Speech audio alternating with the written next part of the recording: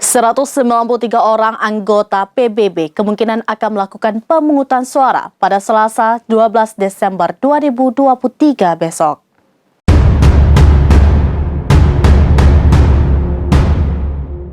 ...193 orang anggota Majelis Umum PBB kemungkinan akan melakukan pemungutan suara pada Selasa 12 Desember 2023 besok.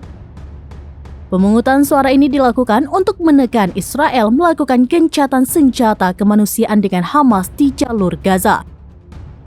Langkah ini dilakukan PBB setelah Amerika Serikat pada Jumat 8 Desember 2023 lalu memveto permintaan Dewan Keamanan PBB untuk segera melakukan gencatan senjata kemanusiaan di Gaza.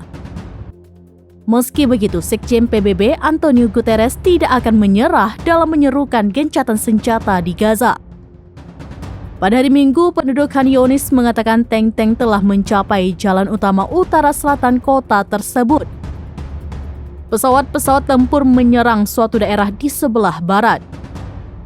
Guterres mengatakan kota dengan populasi sekitar 626.000 jiwa itu mungkin berada di ambang kehancuran karena kemungkinan epidemi penyakit melanda kota tersebut.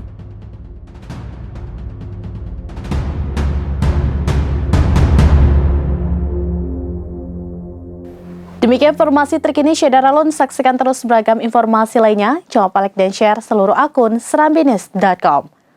Download Tribun X sekarang, menghadirkan lokal menjadi Indonesia.